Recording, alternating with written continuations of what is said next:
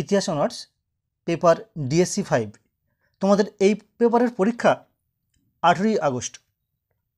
বলছেন কি দাদা, এখনও তো রুটিন দেয়নি? হ্যাঁ আমি জানি রুটিন এখনও দেয়নি, কিন্তু তোমাদের অ্যাডমিট কার্ড ডাউনলোড করার ডেট 5ই আগস্ট। অর্থাৎ তোমাদের এই পেপারের পরীক্ষাটা 14 আগস্ট হতে পারে, আবার 18 আগস্ট হতে পারে, খুব বেশি হলে 20 আগস্ট হবে, এর বেশি কিন্তু হবে না। অর্থাৎ তোমাদের হাতে সময় রয়েছে 1 মাস কয়েকটা দিন, আর সেই সময় তোমাদের রেডি করতে হবে 4টে অনার্সের মেন পেপার, অর্থাৎ ডিএসসি 5, 6, 7, 8। কি ঠিক বলছি তো?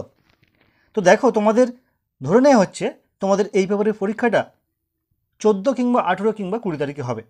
তো সেই পরীক্ষায় যে প্রশ্নপত্রটা হবে, হতে পারে এটাই সেই প্রশ্নপত্র। কারণ আমি এখানে যে প্রশ্নগুলো দিয়েছি, সেই প্রশ্নগুলো তোমাদের এবছরের জন্য ততটাই গুরুত্বপূর্ণ যতটা তোমাদের পরীক্ষায় যে প্রশ্নগুলো আসবে সেই প্রশ্নগুলো।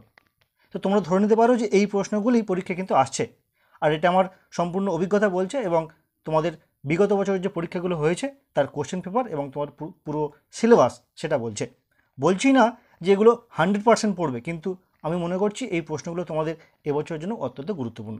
তো চলো দেখে নিই এই ডিএসসি 5 পেপারের তোমাদের এবছরের জন্য গুরুত্বপূর্ণ প্রশ্নগুলো কী কী। এর মাঝে বলি, দেখো তোমাদের পরীক্ষার প্রশ্নপত্রে এই যে কোনো 3টি প্রশ্নের উত্তর দাও, একের দাগের 5 নাম্বার করে। এখানে 6টি প্রশ্ন থাকে, আমি এখানে 6টি প্রশ্ন দিয়েছি। সেম একইভাবে 20 নম্বরের যে প্রশ্নগুলো হয় না, সেক্ষেত্রেও 6টি প্রশ্ন থাকে, যে কোনো 3টে প্রশ্নের উত্তর করতে হয়। আমি এখানে 6টি প্রশ্ন দিয়েছি। তো তোমাদেরকে বলবো, তোমরা তোমাদের প্রিপারেশান লিস্টে এই 6টি করে প্রশ্ন কিন্তু অবশ্যই দেখো উপরের দিকে। তো কোন 6টি প্রশ্ন চলো দেখে নিই। দেখো 5 নম্বরের প্রথম প্রশ্ন যেটি রেখেছি, আদি মধ্যযুগে গিল্ডগুলি কী ধরনের ভূমিকা পালন করত। দেখো তোমাদের যে 6টি প্রশ্ন আমি এখানে দিয়েছি 5 নম্বরের, সবার উপরে যে প্রশ্নটি রয়েছে, অর্থাৎ 1-এ যেটা রয়েছে, 2-এ যেটা রয়েছে, 3-এ যেটা রয়েছে, এইভাবে যেভাবে আমি সাজিয়েছি প্রশ্নগুলো কিন্তু সেইভাবেই গুরুত্বপূর্ণ। তাই তোমরা সেইভাবেই গুরুত্ব সহকারে এগুলো তৈরি করো। আশা করি তৈরি করে নিয়েছো অনেকেই, তবু একবার দেখে নিও যদি কোনো প্রশ্ন বাদ যায়। দেখো প্রথম প্রশ্ন বললাম, আদি মধ্যযুগের গিল্ডগুলি কী ধরনের ভূমিকা পালন করত। দেখে নেব দ্বিতীয় প্রশ্ন, শিক্ষার বিকাশে নালন্দা বিশ্ববিদ্যালয়ের ভূমিকার মূল্যায়ন করো। 3 নম্বর প্রশ্ন কী রয়েছে দেখো, অর্থাৎ গয়ের দাগে কী প্রশ্ন রয়েছে, চোল রাষ্ট্রের প্রেক্ষিতে মণ্ডলম এবং বলনাড়ু এর তাৎপর্য আলোচনা করো। 4 প্রশ্ন কী রয়েছে দেখো, আরবদের সিন্ধু বিজয়ের তাৎপর্য মূল্যায়ন করো। 5 কী রয়েছে দেখো, পাল আমলে বাংলা সাহিত্যের বিকাশ সম্পর্কে সংক্ষিপ্ত টিকা লেখো। 6 দাগে কী রয়েছে, বা 6 নম্বর প্রশ্ন 6 দাগের, জনপ্রিয় ধর্মীয় সংস্কৃতির অঙ্গ হিসাবে ভক্তিবাদের উত্থান সংক্ষেপে আলোচনা করো। দেখো যারা মনে করছো যে এখনও ঠিকঠাক পড়াশোনা করা হয়ে ওঠেনি, বা এই 4টে পেপার 1 মাসে কীভাবে করব, তাদেরকে বলবো তোমরা এই 6টি প্রশ্ন কিন্তু অবশ্যই তৈরি করো। আশা করছি তোমাদের পরীক্ষা বেশ কিছুটা ভালো হবে। তো এই গেল টিকে টাইপ 5 নম্বরের প্রশ্ন, সংক্ষিপ্ত প্রশ্ন। এবার দেখে নেব বড় প্রশ্ন। দেখো তোমাদেরকে বলি, তোমাদের এই যে সেমিস্টার বা এই যে সিসিএফ সিলেবাস, তোমরাই কিন্তু প্রথমবারের জন্য পরীক্ষা দিচ্ছ, অর্থাৎ এর আগে কোন ধরনের প্রশ্ন এসছে সেটা কিন্তু কেউ জানে না। আর সেটা যদি এসে থাকে সেটা সিবিসিএস সিলেবাস অনুযায়ী, তোমাদের সিসিএফ সিলেবাস অনুযায়ী নয়। হয়তো সিলেবাসের বিষয়বস্তুটা একই রয়েছে, সেমিস্টার চেঞ্জ হয়েছে বা সেমিস্টারের নাম চেঞ্জ হয়েছে। যাই হোক, তোমাদের এই ফিফথ পেপারের ডিএসসি 5 দেখে নাও 20 নম্বরের কোন প্রশ্নগুলো এবছরের জন্য অত্যন্ত গুরুত্বপূর্ণ। দেখো আমি প্রথম রেখেছি ত্রিশক্তি সংঘর্ষ বা ত্রিপাক্ষিক সংগ্রামের কারণ ও ফলাফল আলোচনা করো। এই প্রশ্নটা ঘুরিয়েও আসতে পারে যে পাল, প্রতিহার ও রাষ্ট্রকূট এই 3টে শক্তির মধ্যে কনৌজকে কেন্দ্র করে যে সংগ্রাম হয়েছিল তার কারণ এবং ফলাফল কি তা সংক্ষেপে আলোচনা করো।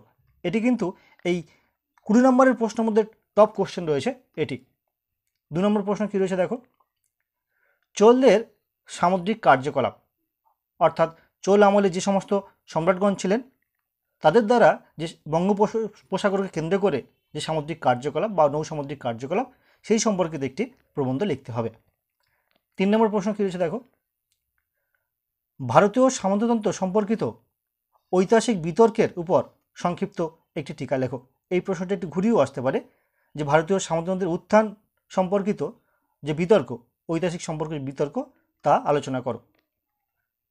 4 নম্বর প্রশ্ন কী রয়েছে দেখো, আদি মধ্যযুগে কৃষি ব্যবস্থার বিবর্তন সম্পর্কে সংক্ষিপ্ত আলোচনা করো।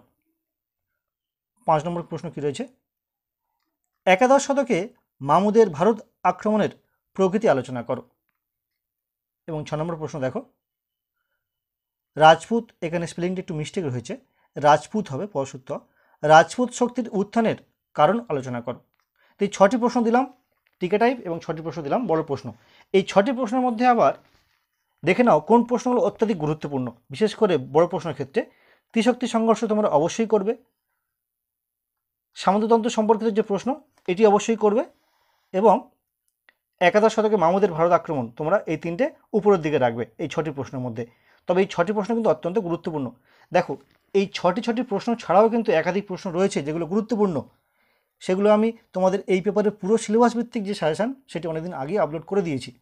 তো যাই হোক, তোমাদের যদি সময় কম থাকে বা প্রিপারেশান ঠিকঠাক নেওয়া না হয়ে থাকে তাহলে তোমরা এই 6টি করে প্রশ্ন করো, আশা করি পরীক্ষার প্রশ্নপত্রে অনেক করে প্রশ্ন কমন পেয়ে যাবে।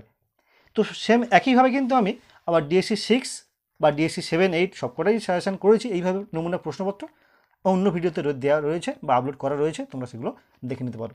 তো আজকের ভিডিওটি কেমন লাগলো অবশ্যই কিন্তু কমেন্ট করে জানিও, পারলে প্লিজ একটি লাইক করো।